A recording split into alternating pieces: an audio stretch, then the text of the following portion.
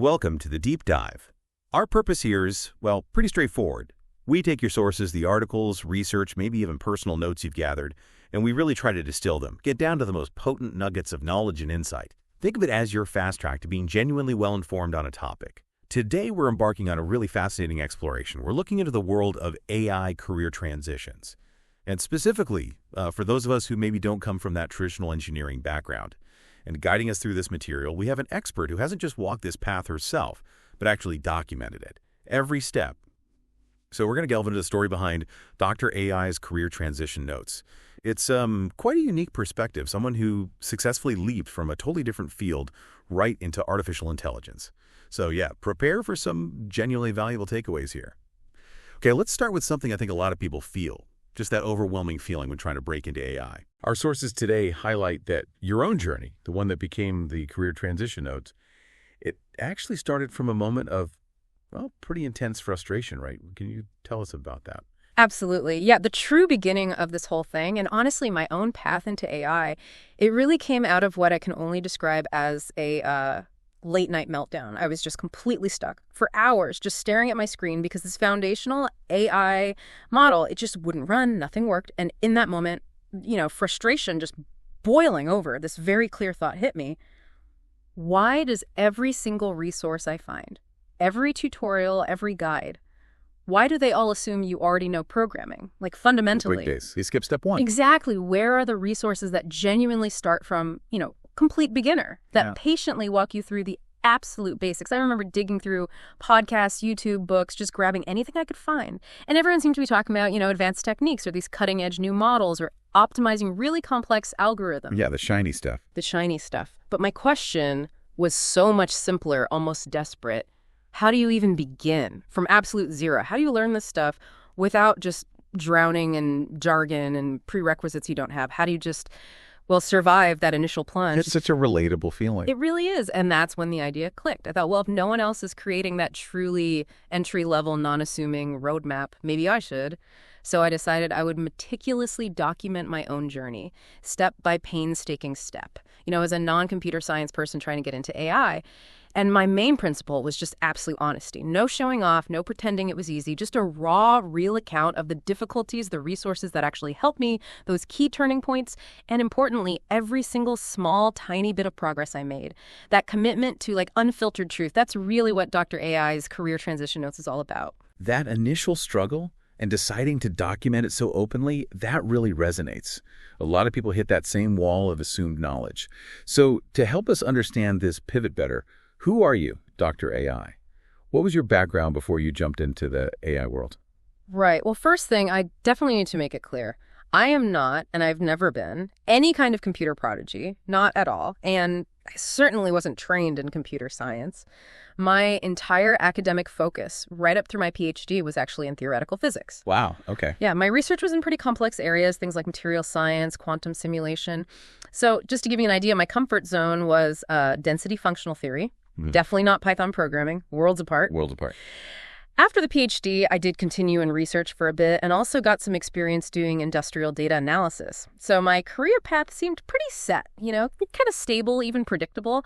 But there was this question that just kept nagging at me, almost like a little background hum. How profoundly is AI really going to change the world in the next, say, 10 years? And then the follow-up question, the really crucial one for me was, do I just want to watch this massive shift happen from the sidelines? Or do I actually want to be in it, participating, maybe even shaping it a little? The desire to engage. Exactly. That desire, that kind of magnetic pull to be part of the change, to contribute instead of just observe, that became the real driver. That's why I decided to pivot into AI. It wasn't really about chasing a trend. It felt more like answering this deep personal call to engage with what's coming. That's a huge shift, especially from theoretical physics. Sounds like quite a leap of faith, really. Yeah. So once you made that decision, what were some of the biggest hurdles you hit during that self-learning phase in AI? And what strategies did you actually use to, get over them? Oh, the challenges were huge, really. Yeah. In the beginning, I felt just permanently, overwhelmingly stuck. I remember starting these machine learning courses and terms that are just everywhere now, like supervised learning, overfitting, activation function. They were just noise to me. abstract concepts. Just jargon. Complete jargon. I didn't understand the language, let alone the actual principles behind it. It honestly felt like trying to read this incredibly complex book, but in a language I didn't speak. So how did you cope with that feeling?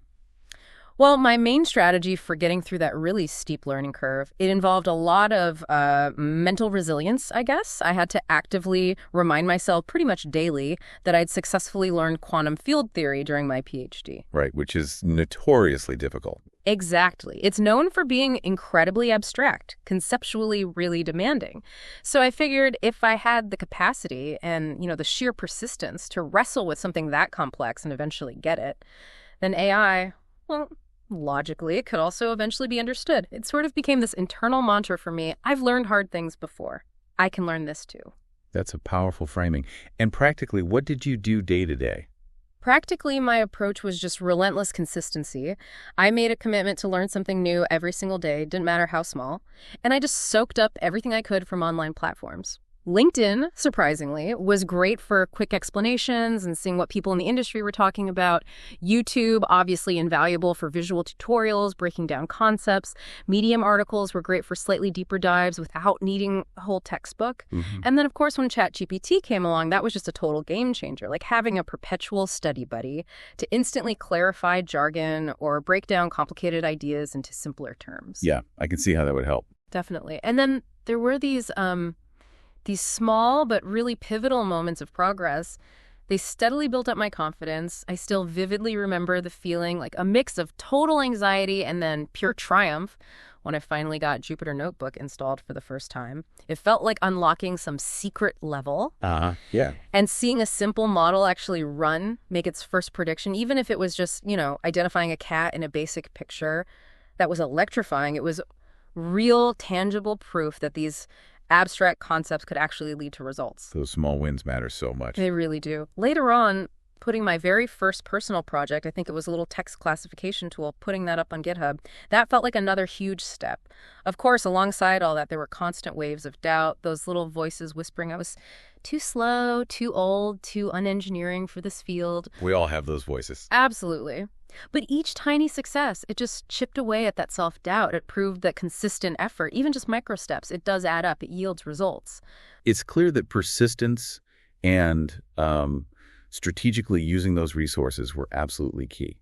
Which brings up a really important question.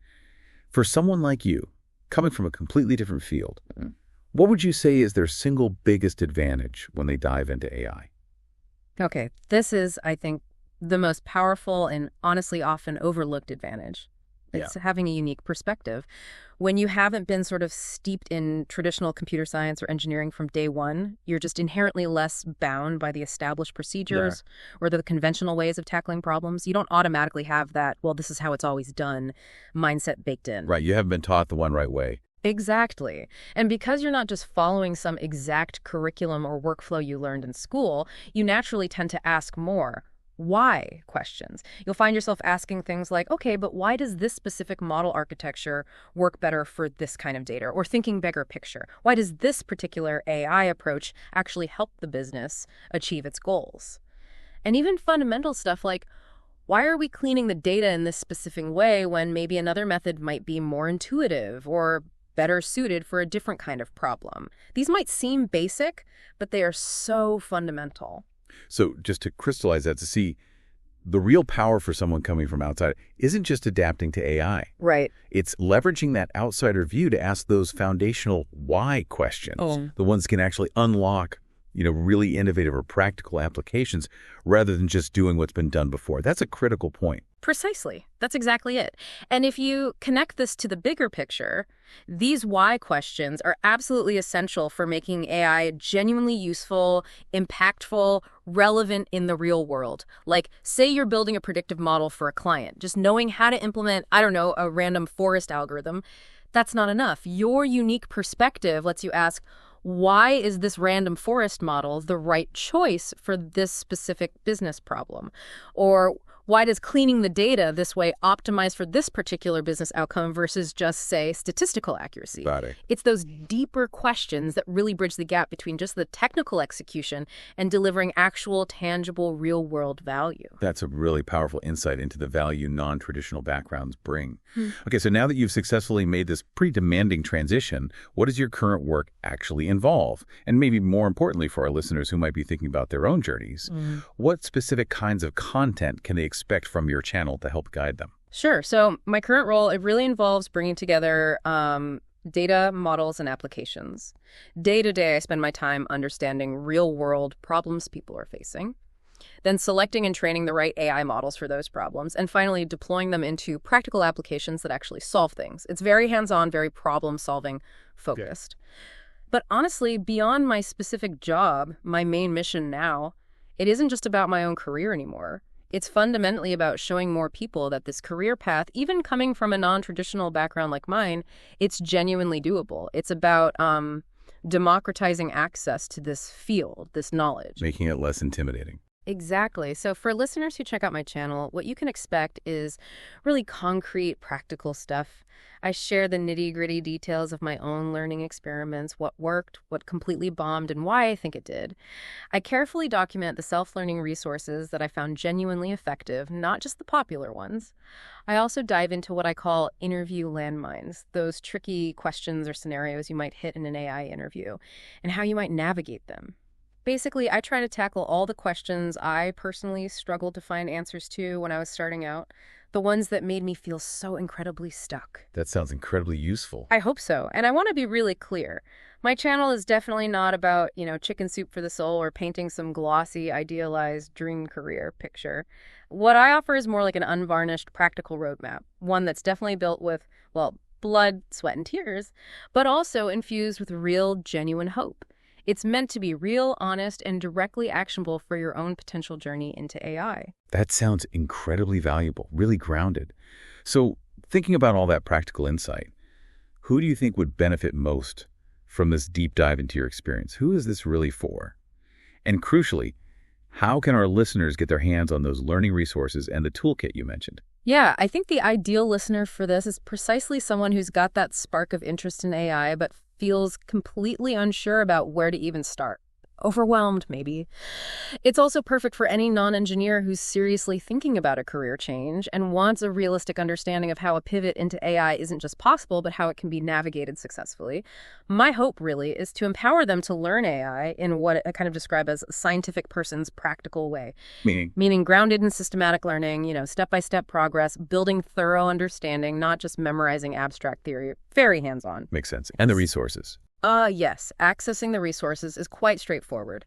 I've put together a free resource called the AI Introduction, Learning Notes, and Toolkit. It's designed to give you that foundational info and the practical tools that I honestly wish I'd had from day one. You can find it available for download directly in the description section of this deep dive. It's right there, meant to give you an immediate, tangible head start. Excellent. So what does all this mean for you, our listener?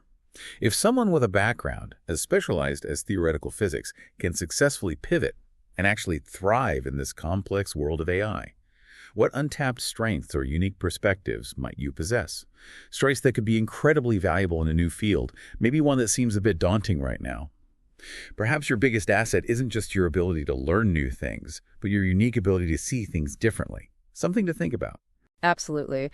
And just as a little preview, for our next deep dive, I'll be getting into the real specifics of my transition decision itself.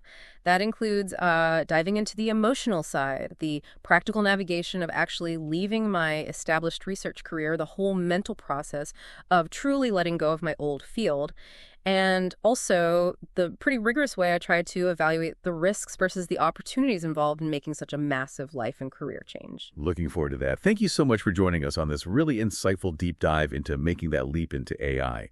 And for everyone listening, be sure to check the description for those valuable, practical resources that were shared. We look forward to exploring more with you next time on the deep dive.